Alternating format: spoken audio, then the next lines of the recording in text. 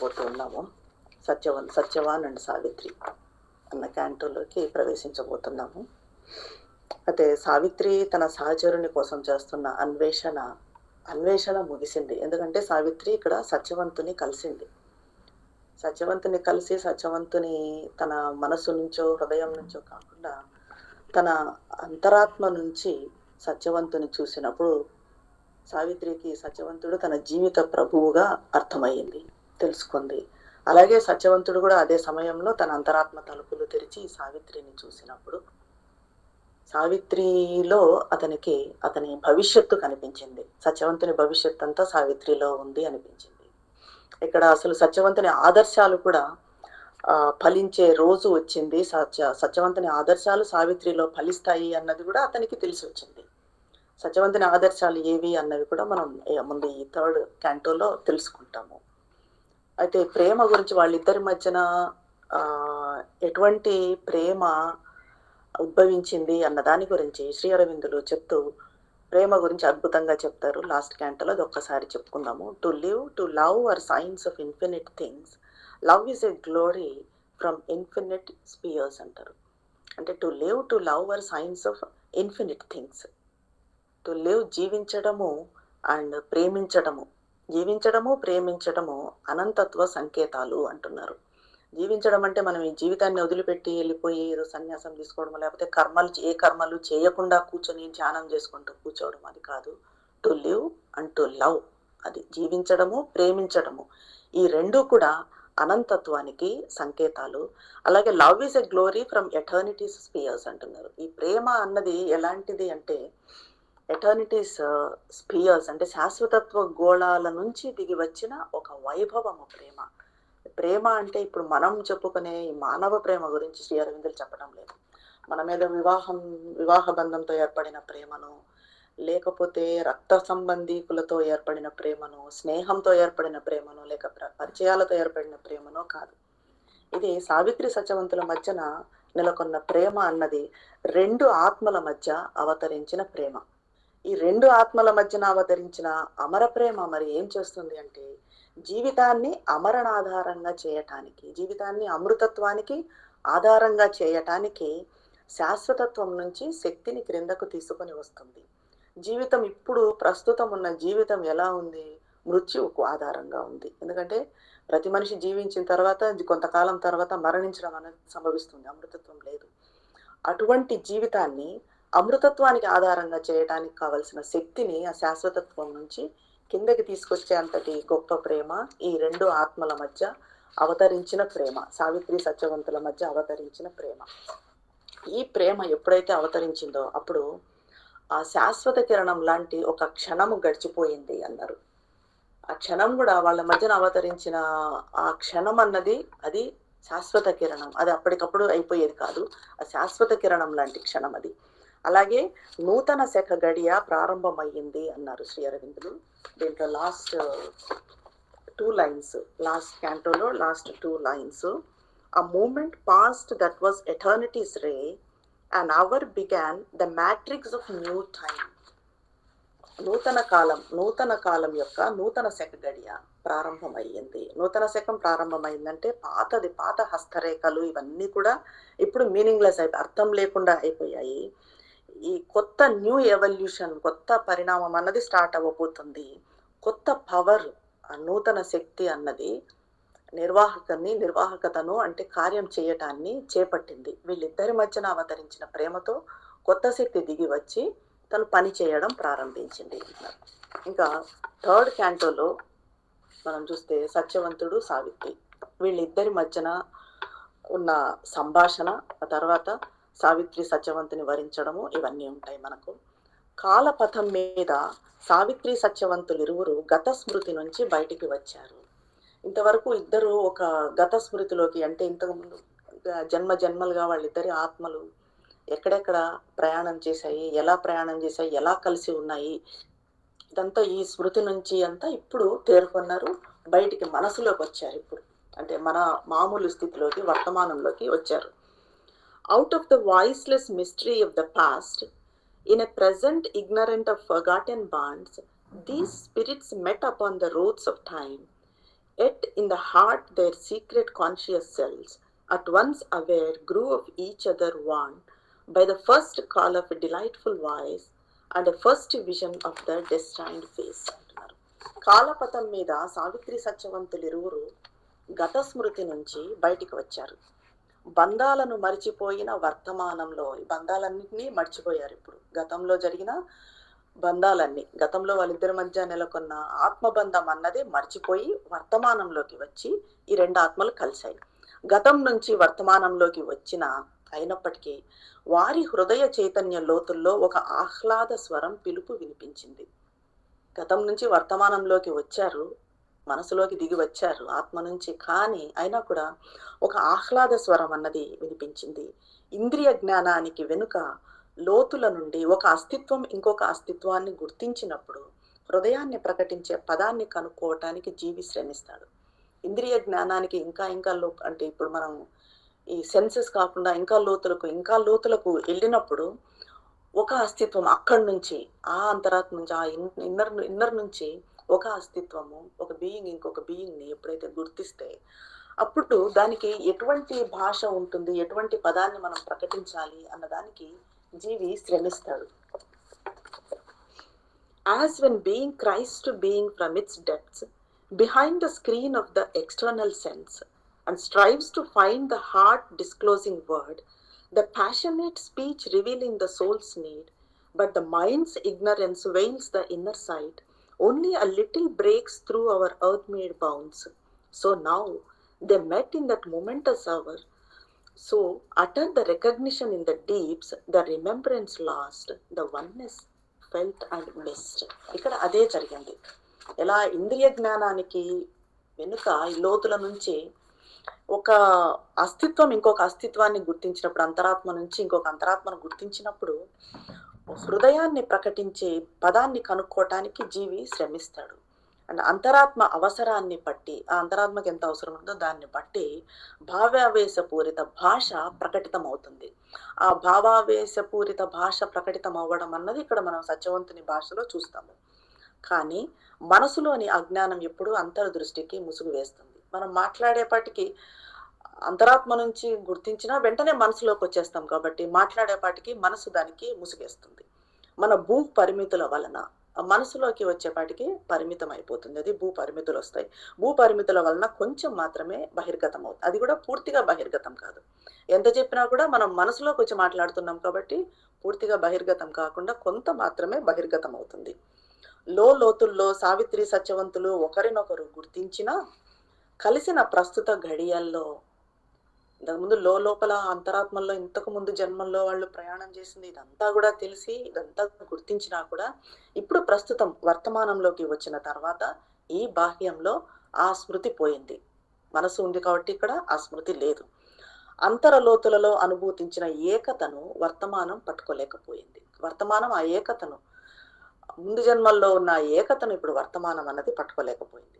మొదట సత్యవంతుడు సంభాషించాడు. మొట్టమొదట సత్యవంతుడే మాట్లాడతాడు. సావిత్రితో అంటాడు, కాల నిశ్శబ్దాల నుంచి నన్ను చేరిన నీ స్వరం నా హృదయాన్ని తెలియని ఆనందానికి మేలుకొలిపింది. కాల నిశ్శబ్దాల నుంచి మేలుకొన్న వచ్చిన నీ స్వరం, కాల నిశ్శబ్దాల నుంచి వచ్చిన నీ స్వరము నన్ను తెలియని లోతులకు, అంటే కొంతమంది మాట్లాడేటప్పుడు మనము లోతుల నుంచి కూడా వాళ్ళ స్వరము మన మనసు నిశ్శబ్దం చేయడం. ఇప్పుడు ఫర్ ఎగ్జాంపుల్ మదర్ శ్రీ అరవిందుల్ది మనం చదువుతున్నప్పుడు కానీ వాళ్ళది విన్నప్పుడు కానీ మనం మనసు నిశ్శబ్దం కావడము, మన లోతులకి మనము ప్రయాణం చేయడము, ఆ లోతులో ఉన్న మన సైకిక్ అనేది కొంత మేలుకోవడము అన్నది జరుగుతుంది. అది ఇక్కడ సత్యవంతుడికి జరిగింది అని చెప్తున్నాడు సత్యవంతుడు. Thus Satyavan spoke first to Savitri. Oh, thou who comest to me out of time's silences, కాల నిశ్శబ్దాల నుండి వచ్చిన నీ స్వరం, yet thy voice has wakened my heart to an unknown bliss, ఒక తెలియని ఆనందానికి మేల్కొల్పింది. Immortal or mortal only in thy frame, for more than earth speaks to me from thy soul, and more than earth surrounds me in thy gaze. How art thou named among the sons of men?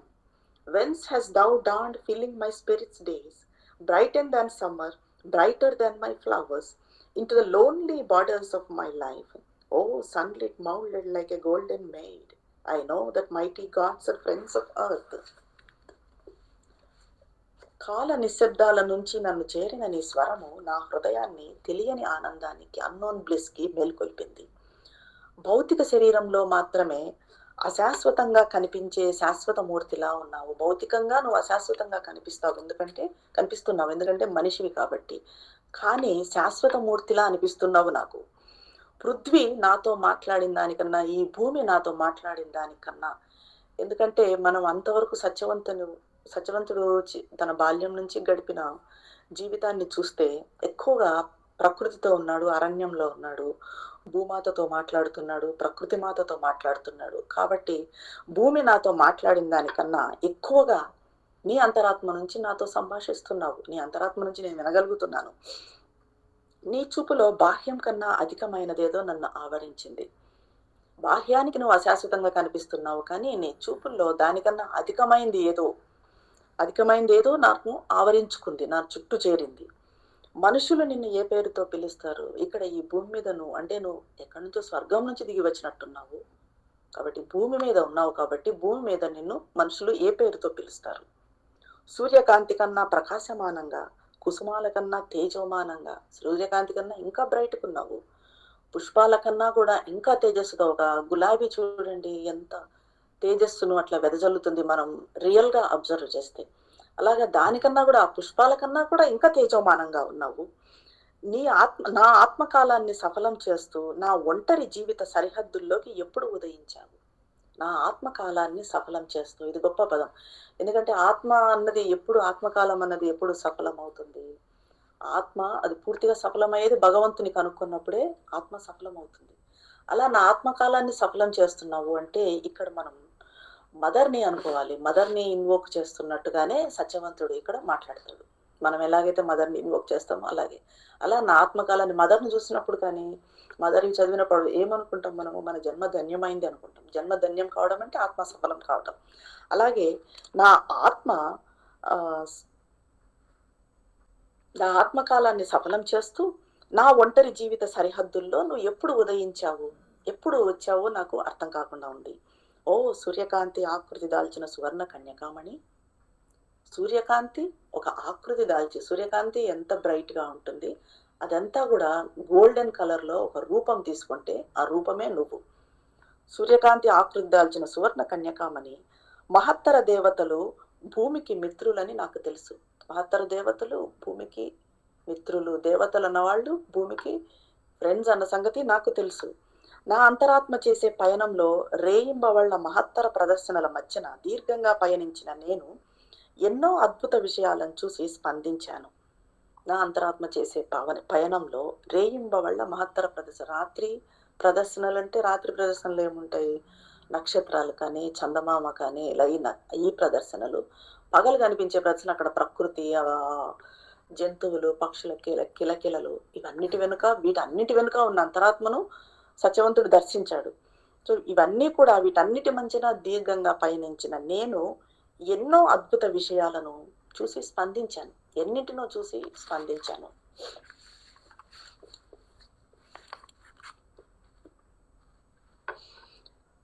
Amid the pageantries of day and dusk, రేయింబవళ్ల మధ్యన. Long have I travelled with my pilgrim soul. నా అంతరాత్మ ఎలా ఒక యాత్రికుడిలాగా పయనిస్తూ ఉంది రేయింబవళ్ల మధ్యన. Moved by the marvel of familiar things, earth could not hide from me the powers she veils. Even though moving mid an earthly scene and the common surfaces of terrestrial things, my vision saw unblinded by her forms. The Godhead looked at me from familiar scenes. భూమాత తన రహస్య శక్తులను నా నుంచి దాచలేకపోయింది. భూమాత రహస్యాలన్నీ కూడా నేను తెలుసుకున్నాను, భూమాతతో సంభాషించాను. ఐహిక విషయాల భూదృశ్యాల మధ్యన సంచరిస్తున్న నా దృష్టి భూరూపాల చేత అందం కాలేదు. ఐహిక విషయాల మధ్యన సంచరిస్తూ ఉన్నప్పటికీ కూడా అందం అంటే గుడ్డిది కాలేదు, నా దృష్టి గుడ్డిది కాలేదు. వాటి వెనుక ఉన్న అంతరాత్మను చూడగలిగాను నేను. పరిమిత దృశ్యాల నుంచి భగవంతుడు నన్ను చూశాడు. దీప్తిమాన గగన తెరల వెనుక ఉషోదయ కళ్యాణ వధువును దర్శించిన సాక్షిని నేను.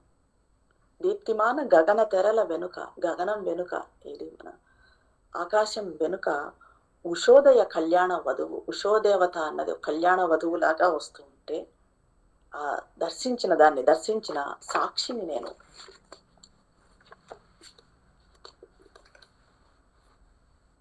I witnessed the virgin bridals of the dawn behind the glowing curtains of the sky, adweying in joy with the bright morning steps. I paced along the slumberous coasts of noon, at the gold desert of the sunlight across, traversing great waves of splendor and of fire, or met the moon gliding amazed through heavens, in the uncertain wideness of the night, or the stars marched on their long sentinel routes, pointing their spears through the infinitudes. The day and dusk reveal to me hidden shapes. Figures have come to me from secret shores, and happy faces look from ray and flame.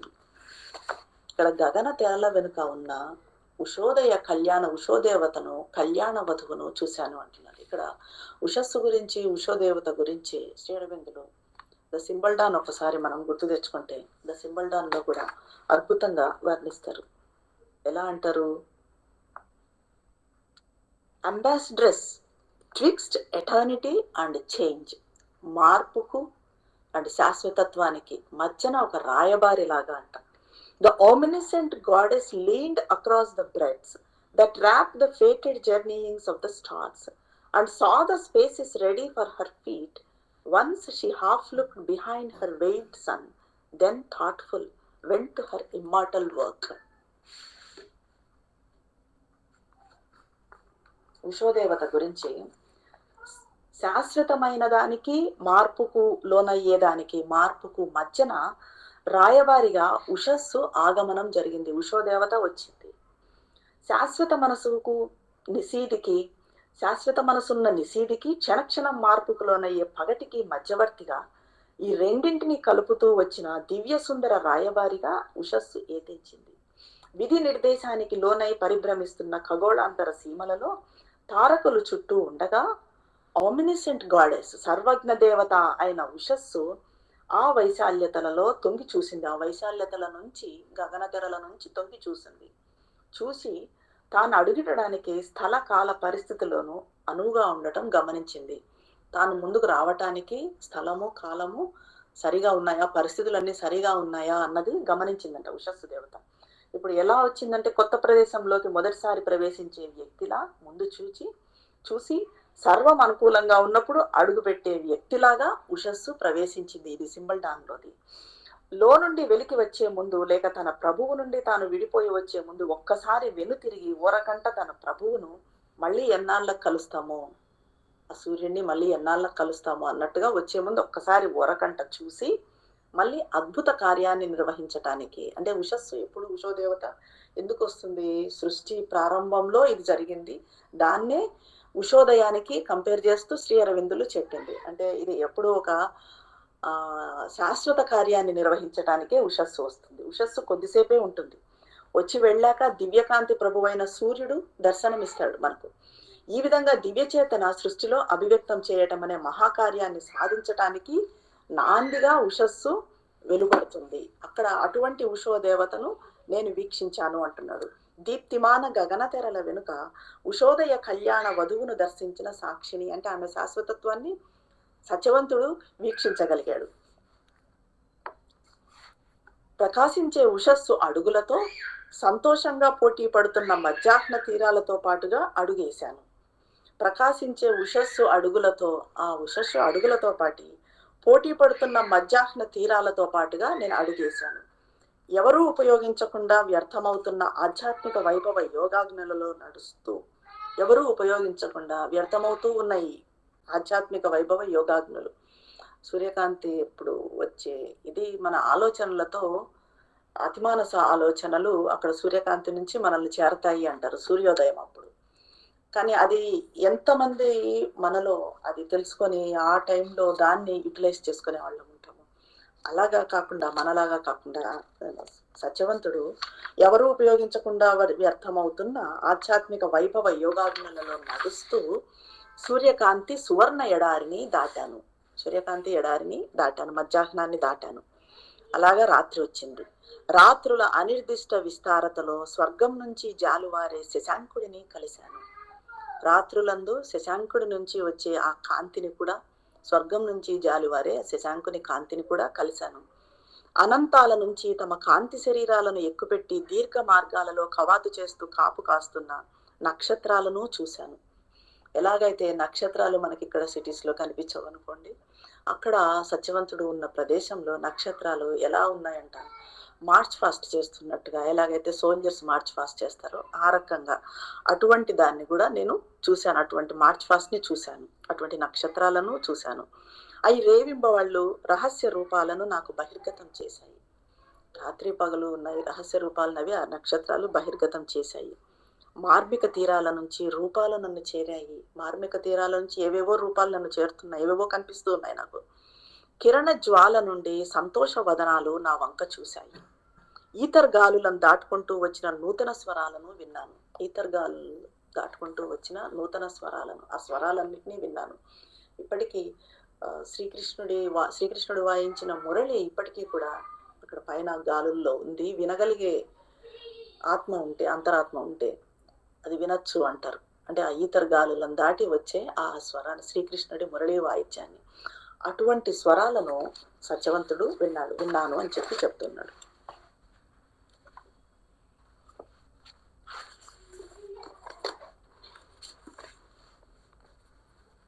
I have heard strange voices cross the ether's waves. The centaur's wizard song has thrilled my ear. I have glimpsed the apsaras bathing in the pools. I have seen the wood nymphs peering through the leaves.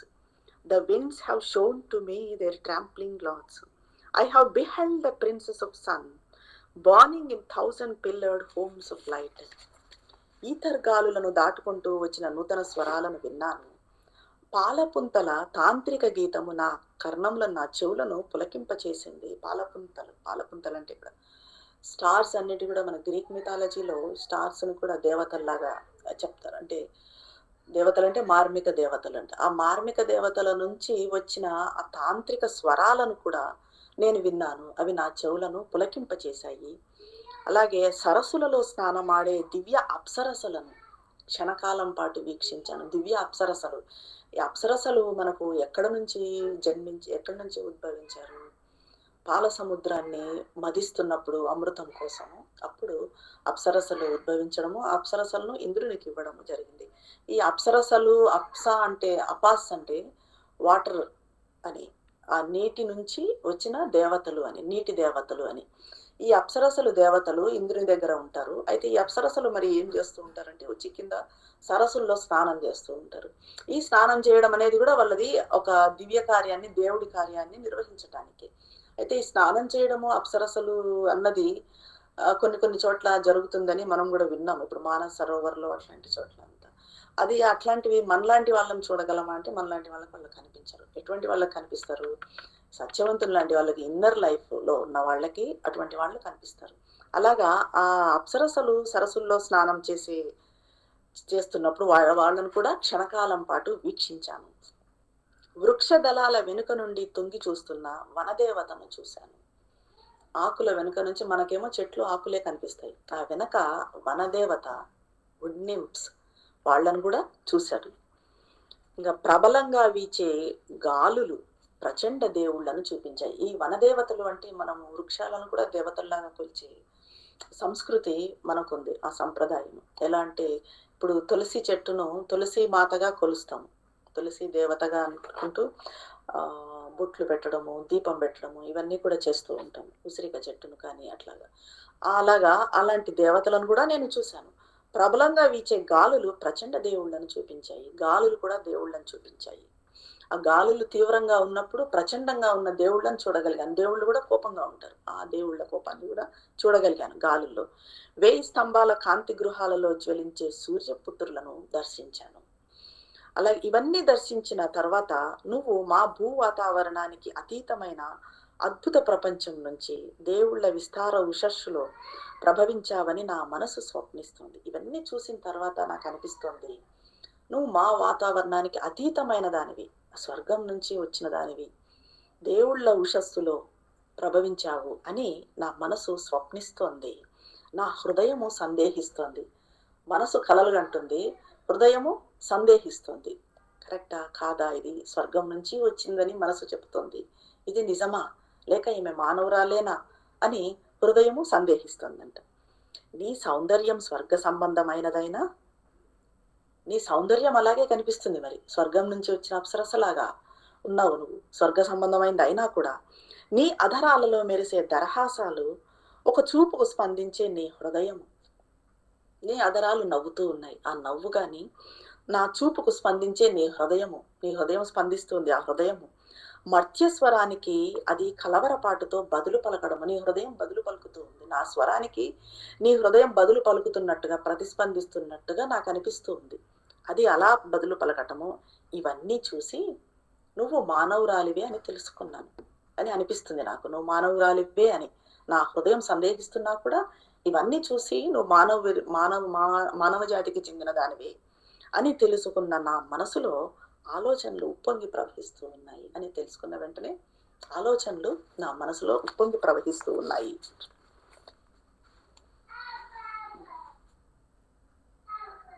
Although to heavens thy beauty seems elate, much rather would my thoughts rejoice to know that mortal sweetness smiles between thy lids, and thy heart can beat beneath the human gauge, and thy aureate bosom quiver with a look, and its tumult answer to an earth-born voice. If our time-vexed affection thou can feel, earth's case of simple things can satisfy, if thy glance can dwell content on earthly soil, and this celestial summary of delight, thy golden body dally with fatigue, oppressing with its grace our terrene pile. The frail sweet passing taste of earthly food delays thee, and the torrent's leaping wine descend. Let thy journey cease, come down to us అంటున్నాడు సత్యవంతుడు. నీ సౌందర్యం స్వర్గ సంబంధమైన నీ అధరాలలో మెరిసే దరహాసాలు, ఒక చూపుకు స్పందించే నీ హృదయము, మర్త్యస్వరానికి నీ హృదయము బదులు పలకటము, ఇవన్నీ చూసి నువ్వు మానవురాలివి అని తెలుసుకున్న నా మనసులో ఆలోచనలు ఉప్పొంగి ప్రవహిస్తున్నాయి. మా పరిమిత భావోద్వేగాలను, ఇవన్నీ కూడా హృదయం నుంచి వచ్చాయి కాబట్టి ఇవన్నీ కూడా పరిమితమైన భావోద్వేగాలు, వీటిని నువ్వు అనుభూతి చెందినట్టయితే భూమి మీద సరళమైన విషయాలు, సింపుల్ విషయాలన్నీ భూమి మీద ఉన్నవి నిన్ను తృప్తిపరిచి నీ దృష్టి భూమి మీద సంతృప్తిగా ఉంటే, నీ సువర్ణ దేహంలోని, నీ బంగారు దేహంలోని అలసటను ఈ భూమి తన అనుగ్రహంతో తగ్గిస్తుంది. ఈ భూమి అంటే మామూలు కాదు, అక్కడ ఉన్న ప్రకృతితో ఉన్న ఆ భూమి, ఆ అరణ్యము, నీ అలసటతో నువ్వు ప్రయాణం చేస్తూ వచ్చావు, రథంలో ఇంతవరకు ఎంతో ప్రయాణం చేస్తూ వచ్చావు, నీ శరీరం అలసిపోయి ఉంది, ఆ అలసటను ఈ భూమి తగ్గిస్తుంది, తన అనుగ్రహంతో తగ్గిస్తుంది. ఇక్కడి ఆహారంలోని రుచి నీ ప్రయాణాన్ని ఆలస్యం చేస్తుందంటే, ఒకసారిగా ఇక్కడి ఆహారాన్ని నువ్వు రుచి చూసావంటే ఇంకా ఇంకా ఇక్కడే ఉండాలనుకుంటావు, ఇంకా నిదానంగా వెళ్ళాలనుకుంటావు, నీ ఆలస్యం చేస్తుంది నీ ప్రయాణాన్ని. కనుక నీ ప్రయాణాన్ని ఆపి రథం నుంచి క్రిందకు దిగి మా వద్దకు రా. కాబట్టి నీ ప్రయాణాన్ని ఒక్కసారి ఆపి క్రిందకు దిగి మా వద్దకు రా, ఇక్కడ నీ అలసటను తీర్చుకో, విశ్రాంతి తీసుకో, మా ఆహారాన్ని రుచి చూడు. ఇక్కడికి దగ్గరలో నిశ్శబ్ద రాజుల్లా నిలబడి ఉన్న ఈ వృక్షాల వెనుక నా తండ్రి పర్ణశాల ఉంది. ఇక్కడ వృక్షాలన్నీ నీకు నిశ్శబ్ద రాజుల్లాగా నిలబడి కనపడుతూ ఉన్నాయి, నిశ్శబ్దంగా నిలబడిన రాజుల్లాగా ఉన్నాయి వృక్షాలు. ఈ వృక్షాలన్నిటి వెనుక మా తండ్రి గారి పర్ణశాల ఉంది. అక్కడ జీవితం సరళంగా కనిపిస్తుంది, నీలాగా రాజభోగాలు ఇవన్నీ కూడా ఏమీ లేకుండా చాలా సింపుల్ గా ఉంటుంది అక్కడ జీవితం. కానీ భూమి ప్రసాదించే వజ్ర వైడూర్య సంపదలతో సుసంపన్నంగా ఉంటుంది, భూమి ప్రసాదించే వజ్ర వైడూర్యాలతో సుసంపన్నంగా ఉంటుంది. ఎలాగ మీ రాజభవనాల్లో ఇప్పుడు అవి గొప్ప గొప్ప పెయింటింగ్స్, కట్టడాలు, ఆర్కిటెక్చరు ఇదంతా లేకుండా సింపుల్ గా ఉన్నా కూడా పర్ణశాల భూమి ప్రసాదించే వజ్ర వైడూర్యాలతో, అంటే ఆ గ్రీనరీ కానీ ఆ అందాలు కానీ వాటన్నిటితో, పక్షులు కానీ చిన్న చిన్న పక్షులు అక్కడ ఉండటము, తీగలు పాకడము పర్ణశాల చుట్టూ, ఇవన్నీ కూడా భూమి ప్రసాదించిన, ప్రకృతి ప్రసాదించిన వజ్ర వైడూర్యాలు. వీటితో మా పర్ణశాల మీ రాజభవనం కన్నా ఇంకా సుసంపన్నంగా ఉంటుంది అంటున్నాడు. అసంఖ్యాక తేనెటీగల జుంకాడాల ఆహ్వానాలతో, అసంఖ్యాకమైన నంబర్లెస్ ఈ తేనెటీగలన్నీ కూడా హనీ బీస్ అవన్నీ జుంకారాలతో, అవన్నీ మ్యూజిక్ పాడుతూ, వాటి జుంకారాలతో మ్యూజిక్ పాడుతూ ఆహ్వానిస్తూ, నిన్ను అక్కడికి తీసుకెళ్లే అవకాశాన్ని నాకివ్వు, నిన్ను అక్కడికి తీసుకుపోయే ఆపర్చునిటీ నాకివ్వు. వృక్షాల మధ్య నుంచి గాలులు తలలూపుతూ అతిథులను ఆహ్వానిస్తుంటాయి. ఇక్కడ రాజుల్లాగా నిలబడిన వృక్షాలు రాజులే నిన్ను ఆహ్వానిస్తున్నట్టుగా అవి తలలూపుతూ వాటి మధ్యన గాలులను పంపిస్తూ ఆ గాలులు నిన్ను ఆహ్వానిస్తూ ఉంటాయి. పైన గగనంలో ధూమ్రవర్ణ వస్త్రం మీద కూర్చొని ఉన్న మేఘాలు నిశ్శబ్దంగా వీక్షిస్తూ సాగిపోతూ ఉంటాయి. పైన గగనంలో నిశ్శబ్దంగా వీక్షిస్తూ సాగిపోతూ ఉన్న ఈ మేఘాలు కూడా నిన్ను చూస్తూ ఉంటాయి, అలాగే సాగిపోతూ ఉంటాయి. ఇక్కడున్న అనేక మంది వనదేవతలు వివిధ రూపాలు తీసుకొని మానవ కాలాన్ని అతిథుల్లాగా తమ హస్తాల్లోకి తీసుకుంటారు. ఇక్కడున్న అనేక మంది, ఇందాకే చెప్పుకున్నాం వనదేవతలు, ఈ వృక్ష దేవతలు కాకుండా వనదేవతలు, చాలా మంది దేవతలు ఉంటారు. ఇప్పుడు మనం ఎప్పుడూ ఒంటరి కాదు, మన చుట్టూ కూడా రకరకాల అస్తిత్వాలు, దేవతలు ఉంటారు. అలాగే ఈ వనదేవతలన్నీ కూడా తమ హస్తాల్లోకి నిన్ను తీసుకుంటారు. ఇక్కడి సూర్యకాంతి, నీడ, ఈ రెండు బంగారు మరకత వర్ణ దుస్తులు ధరించి నీకు విశ్రాంతిని కల్పిస్తాయి. ఇక్కడ ఉన్న సూర్యకాంతి ఎలాంటి రంగు బంగారు వర్ణం, పసిరి వర్ణంతో సూర్యకాంతి ఉంటుంది. అలాగే నీడ ఎలా ఉంటుంది, మరకత వర్ణ, గ్రీన్ కలర్తో నీడ ఉంటుంది. ఈ రకంగా సూర్యకాంతి ఏమో బంగారు వర్ణంతో, ఎక్కడైతే నీడ ఉంటుందో ఆ నీడ వచ్చేసి గ్రీన్ కలర్తో, మరకత వర్ణంతో ఆ దుస్తులు ధరించాయంట. సూర్యకాంతి ఏమో బంగారు దుస్తులు ధరిస్తే, బంగారు వర్ణం దుస్తులు ధరిస్తే, అదే నీడ మరకత వర్ణం దుస్తులు ధరించి నీకు విశ్రాంతిని కల్పిస్తాయి. ప్రతి దానికి ఒక ప్రాణాన్ని ఇవ్వడం అంటే, ప్రతి వర్డ్కి ప్రాణాన్ని ఇవ్వడం అంటే ఇదేనేమో. అలా మాట్లాడుతూ ఉన్నాడు సత్యవంతుడు. అయితే అతడి స్వరంలోని మాధుర్యానికి ఆటంకం కలిగించకుండా అలాగే వింటూ ఉంది సావిత్రి. ఎందుకంటే సావిత్రికి సత్యవంతుని స్వరము ఎంతో అద్భుతంగా, ఎంతో మధురంగా అనిపిస్తూ ఉంది. అలాగా ఆటంకం కలిగించకుండా అతడి స్వరాన్ని ఇంకా వినాలనే కోరికతో, సావిత్రికి ఇంకా అతని స్వరాన్ని వినాలని అనిపిస్తూ ఉంది. ఆ కోరికతో కొద్దిసేపు నిశ్శబ్దంగా ఉన్న సావిత్రి కొంచెం సేపు నిశ్శబ్దంగా ఉన్నది. అంటే మనకు ఏదైనా ఇష్టమైనది వినిపిస్తూ ఉన్నప్పుడు ఇంకా అసలు పైకి మాట్లాడబుద్ధి కాదు, అలాగే వింటూ దాన్ని అట్లాగే ఉండిపోవాలని అనిపిస్తుంది. ఆ రకంగా ఇక్కడ కూడా సావిత్రికి సత్యవంతుని స్వరము ఎలా అంటే ఇంకా వినాలనే కోరికతో అలాగే నిశ్శబ్దంగా ఉంది సావిత్రి. కొద్ది సమయం తర్వాత సత్యవంతునితో ఇలా అన్నది, సత్యవంతునితో కొంచెం సేపు అయిన తర్వాత ఇట్లా అన్నది, నేను సావిత్రిని, మద్రదేశపు రాజకుమారిని. ముందుగా చెప్పడము, నేను సావిత్రిని అంటే, సావిత్రి అంటే ఎవరు, సూర్యపుత్రిక సవిత్రు, అది ముందు చెప్తుంది. నేను సావిత్రిని, సూర్యపుత్రికను. ఇప్పుడు ఇక్కడ ఈ ముందుదంతా చూస్తే మనకి మదర్ని ఇన్వోక్ చేస్తున్నట్టే అనిపిస్తుంది సత్యవంతుడు. సావిత్రి మదరు ఇంకా వేరే కాదు, సావిత్రి పరాశక్తి. ఆ పరాశక్తిని ఇన్వోక్ చేస్తున్నట్టే, అమ్మా నువ్వు దిగిరా, ఒక్కసారి దిగిరా, నీ ప్రయాణం ఆపు, ఇంతవరకు నువ్వు అన్ని కష్టాలు పడుతున్నావు, ఒక్కసారి దిగిరా, మా దగ్గరకు రా అన్నట్టుగానే సత్యవంతుడు పిలిచినట్టుంది. అలాగే సత్యవంతుడి స్వరంలోని ఆ మాధుర్యతకు భంగం కలిగించకుండా కొంచెం సేపు సావిత్రి అలా ఉండిపోయి, ఆ తర్వాత సావిత్రి తనను తాను ఇంట్రడ్యూస్ చేసుకోవడం కూడా మొట్టమొదట ఎలా చెప్తుంది, నేను సావిత్రిని, సూర్యపుత్రికను, ఆ తర్వాత మద్రదేశపు రాజకుమారిని, తర్వాత రాజకుమార్తె. నువ్వెవరు, లయబద్ధ సంగీతంలా ఉన్న ఏ పేరుతో నువ్వు పిలువబడుతున్నావు, ఎలా నువ్వు పిలువబడుతున్నావు, లయబద్ధ సంగీతంలా ఉన్న ఏ పేరుతో నువ్వు పిలువబడుతున్నావు అంటే, ఏ సంగీతంలా అనిపిస్తూ ఉంటుంది. డెఫినెట్ గా నీ పేరు ఒక లయబద్ధ సంగీతంలానే ఉంటుంది, నువ్వు అలాగే ఉన్నావు. ఏ పేరు, ఆ పేరులో కూడా, నీ పేరులో కూడా ఏదో రహస్యం దాగి ఉంటుంది. ఏ పేరుతో, అటువంటి పేరుతో. ఇప్పుడు పేర్లు అన్నవి మనకి చాలా ఇంపార్టెన్స్ ఉంటుంది. లలిత సహస్రనామం కానీ, విష్ణు సహస్రనామం కానీ తీసుకుంటే ఒక్కొక్క పేరు చదువుతుంటే ఆ పేరులో చాలా మార్మికత దాగి ఉంటుంది. దాన్ని మనము అర్థం చేసుకొని అనుభూతి చెందగలిగితే, అలాగా నువ్వు కూడా ఏ పేరుతో పిలువబడుతున్నావు, భాగ్యవంతమైన ఏ ప్రవాహాల చేత వృద్ధి చెందిన రాజవంశ శాఖకు ఈ పుష్పం వికసించింది. ఏ ప్రవాహాల చేత వృద్ధి చెందిన రాజవంశ శాఖకు, నువ్వు రాజకుమారుడివనే తెలుస్తూ ఉంది, నిన్ను చూస్తుంటేనే రాజకుమారుడు అని తెలుస్తుంది. అయితే ఏ రాజవంశ శాఖకు ఈ పుష్పం వికసించింది, వైభవోపేతమైన నీ యవ్వనం చేయవలసిన వీరోచిత కార్యాలకు దూరంగా ఈ అరణ్యంలో ఎందుకు ఉన్నావు? నీ యవ్వనమే, నువ్వున్న వయస్సు ఏంటి? నీ స్థితి ఏంటి? నువ్వు ఒక రాజకుమారుడివని తెలుస్తుంది. నీ వయస్సు ఏంటి? మంచి యవ్వనంలో ఉన్నావు. అయితే ఇప్పుడు నువ్వు చేయాల్సిందేంటి? వీరోచిత కార్యాలు. ఏదో రాజ్యాల మీద రాజ్యాలతో పోరాటం చేయడము, వాటిని సాధించడము, మంచిగా సుఖాలు అనుభవించడము, భోగాలు అనుభవించడము. ఇటువంటివన్నీ లేకుండా ఇటువంటి విరోచిత కార్యాలకన్నిటికీ దూరంగా నువ్వు ఎందుకు ఇక్కడ ఉన్నావు? ఇక్కడ ఉండాల్సింది ఎవరు? అంత జీవితం అంతా అయిపోయిన తర్వాత ఏదో సన్యాస జీవితం గడపాలనుకునేవాళ్ళు, లేకపోతే ఋషులు, రాజర్షులు, వీళ్ళంతా మనం తెలుసుకున్నాం. అక్కడ అరణ్యంలో సావిత్రికి ఎవరెవరు కలిశారు అన్నది కూడా ధ్యానం చేసుకుంటూ ఉన్న ఋషులు, రాజర్షులు, లేదంటే శిక్షణ తీసుకునే రాజకుమారులు, ఇట్లాంటి వాళ్ళు ఉంటారు. కానీ నీలాగా యవ్వనంలో ఉన్న రాజకుమారుడు విరోచిత కార్యాలు చేయకుండా ఇక్కడ ఈ అరణ్యంలో ఎందుకున్నాడు? ఎందుకున్నావు?